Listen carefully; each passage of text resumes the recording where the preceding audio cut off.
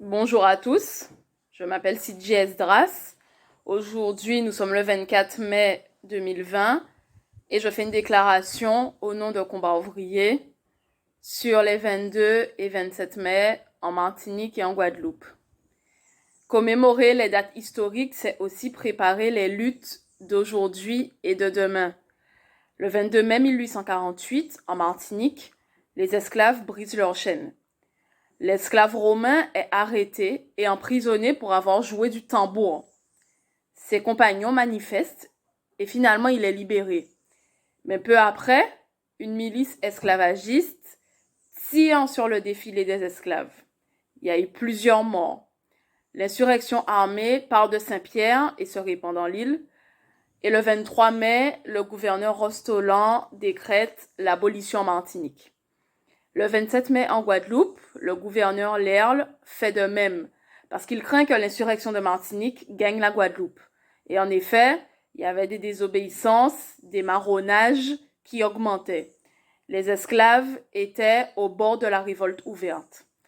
46 ans auparavant, les 26, 27 et 28 mai 1802, en Guadeloupe, la guerre anti-esclavagiste était déclenchée parce que Napoléon Bonaparte, y rétablit l'esclavage. Une première abolition avait été décrétée en 1794 par le gouvernement révolutionnaire de la Convention, mais l'abolition n'est appliquée qu'en Guadeloupe, parce qu'à ce moment-là, la Martinique était sous domination britannique. La guerre anti-esclavagiste, dirigée par Delgrès et Ignace, sera un échec, mais elle est une victoire morale pour la postérité. Revenons à l'abolition définitive de 1848 en France. Elle se situe dans le sillage de la Révolution de février 1848. Les ouvriers de Paris avaient surgi sur la scène politique et le nouveau gouvernement révolutionnaire décrète l'abolition le 27 avril. Victor Schœlcher en est un des promoteurs et signataires. Et le décret parvient aux Antilles en juin, donc après l'insurrection de Martinique et l'abolition locale. À la différence des officiels et des bien-pensants, nous, à Combat ouvrier, nous ne commémorons pas l'abolition de l'esclavage, mais les luttes des esclaves pour l'abolition. Ce n'est pas tout à fait la même chose. L'abolition définitive de l'esclavage fait naître la classe ouvrière antillaise, directement issue de l'oppression esclavagiste. L'esclavage salarié succède à l'esclavage tout court. Les maîtres d'esclaves se transforment en capitalistes.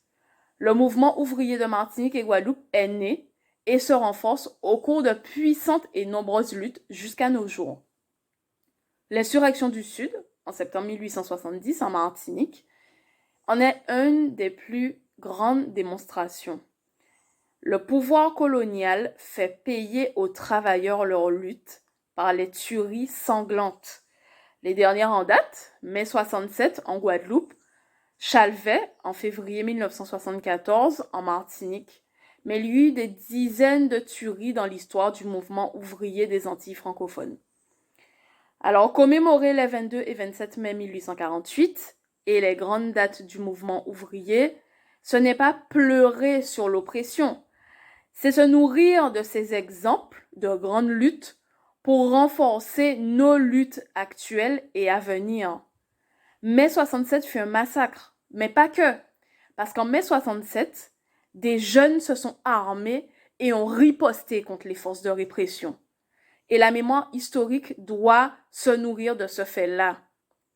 Aujourd'hui, la lutte contre l'esclavage moderne est une nécessité vitale pour ne pas sombrer, parce que le système capitaliste nous mène aux guerres, aux crises économiques, aux catastrophes, à l'apocalypse.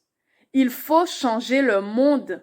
Les générations d'opprimés ont créé toutes les richesses, mais seule toujours une minorité en profite. D'autres révolutions seront nécessaires pour exproprier cette minorité de possédants et récupérer les richesses afin que tous en profitent. Les communistes révolutionnaires que nous sommes se battent dans cette voie, ce qui implique que toutes les luttes, petites et grandes, contre les exploiteurs méritent d'être menées au quotidien.